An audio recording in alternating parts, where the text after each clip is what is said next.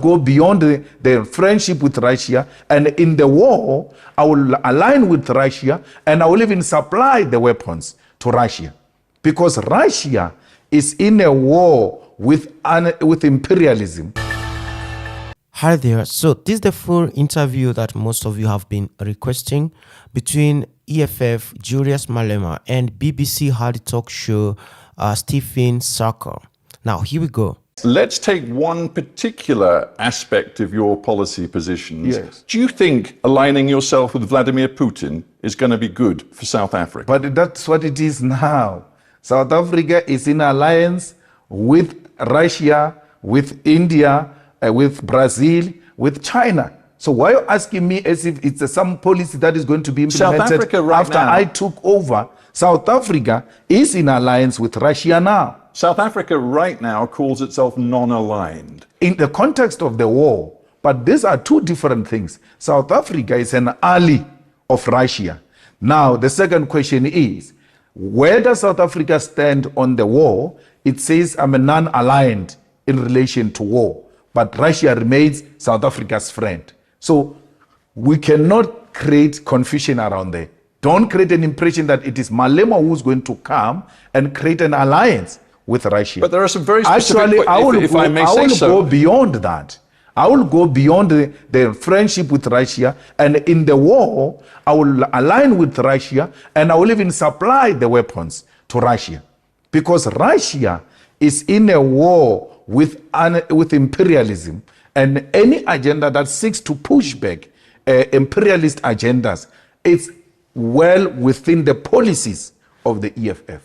You say quite clearly, I would arm Vladimir Putin. Yes. You know that the International Criminal Court wants Vladimir Putin to face war crimes charges. It must start with Tony Blair. It must start with George Bush. It must go to Barack Obama. Then it can go to Putin. So let's get this straight. You're saying to me that your policy, if you were in power in South Africa, is quite simple.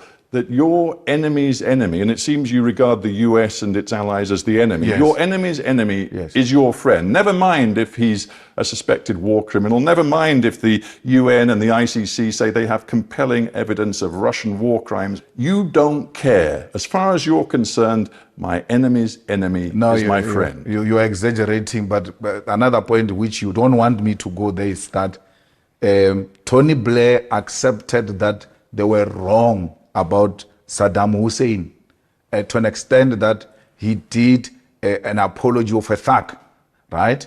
You have never called for his arrest. A man admitting that I was wrong.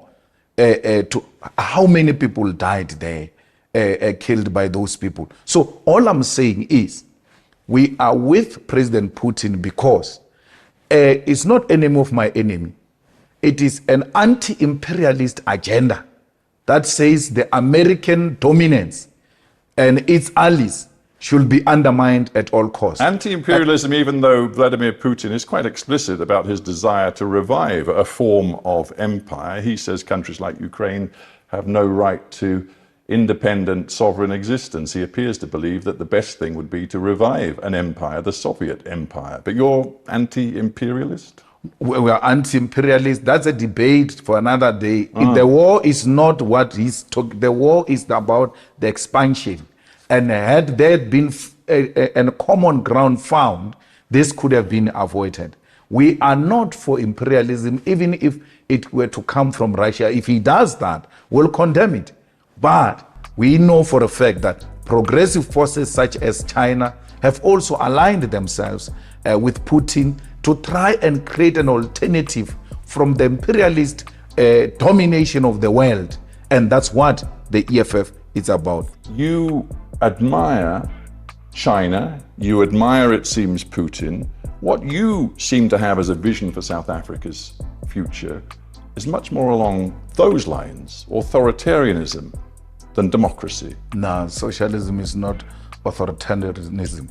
So how can you describe China as progressive? No, it's very progressive. China subscribed to Leninism and Marxism, where the working class control the commanding heights of the economy. And that's what we subscribe for. We are of the means of production being owned and controlled by the states. We want South Africa through the vision and the image of China, where you grow the economy, where you reduce unemployment, where you reduce poverty, and you can't take that away from China. And the state plays the central role with regard to that. That kind of message and the messaging on Russia has seen the rand plunge against the US it's not dollar. true.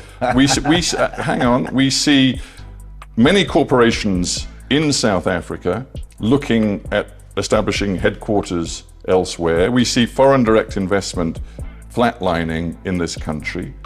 Do you believe that the rhetoric you are using is good for the South African economy? I've been doing this from when you interviewed me 15 years ago when I was young. And therefore you can't say the rand to dollar crisis today is created by this message that I've been spreading for so many years, from my early ages. And then this No, but what I'm has been suggesting is that the new party- tensions between Washington and the government in South Africa have definitely affected the financial markets. No, it was the crisis as we see it today, as we have this conversation, me and you. It was worsened by the irresponsible utterances by the ambassador of the USA, who just recklessly, without following the diplomatic protocols, went out to make certain allegations about our country, damaging its good image, and then undermining its sovereignty in terms of choosing who its friends are.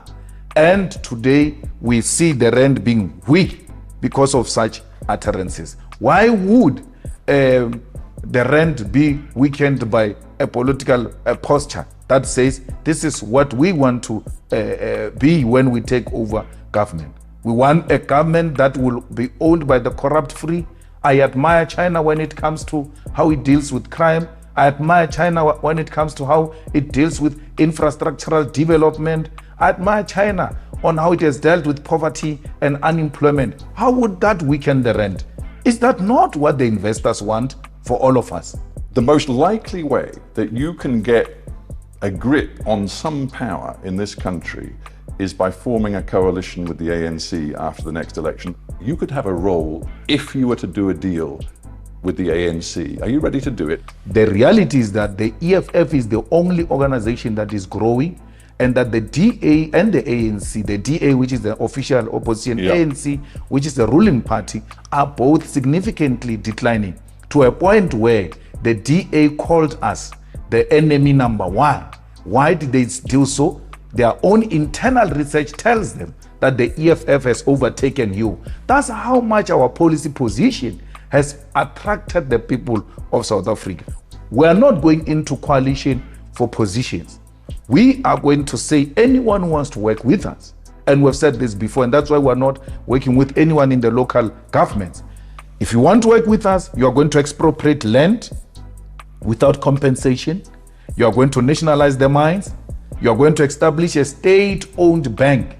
You are going to make sure that we fight crime fire by fire to make this country a safer place. Those are just but minimal, non-negotiable points that will engage with anyone who wants to work with us. All of that, non-negotiable. Non-negotiable. On that basis, it's hard to imagine you can make a coalition with anyone. ANC was more than willing. Actually, ANC was at a point of signing with us on expropriation of land without compensation. Remember, we even put this in Parliament. How did it pass to a point where Parliament had to do an investigation if the ANC was not agreeing? We were almost at the edge of getting a deal.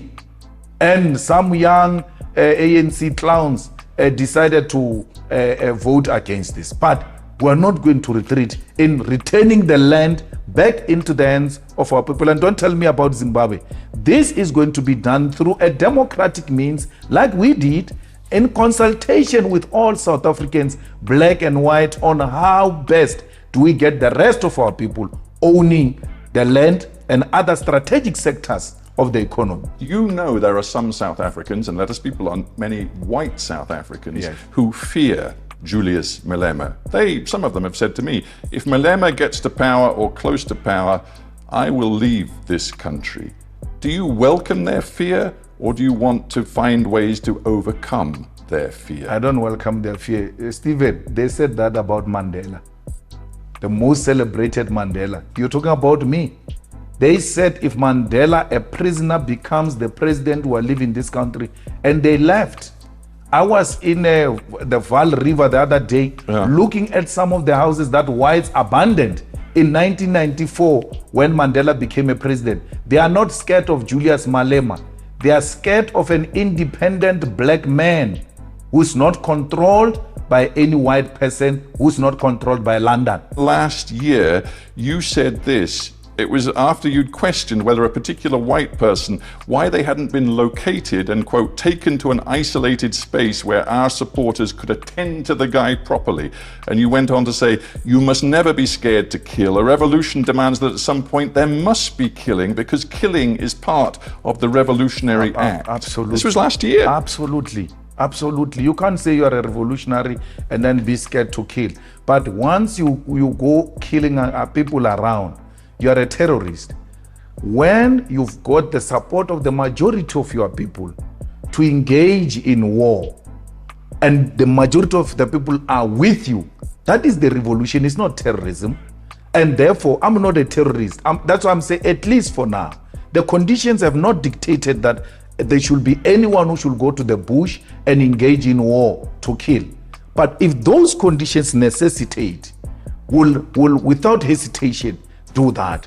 The same way the generations before us, when conditions necessitated, they were not scared to take up guns and shoot to kill.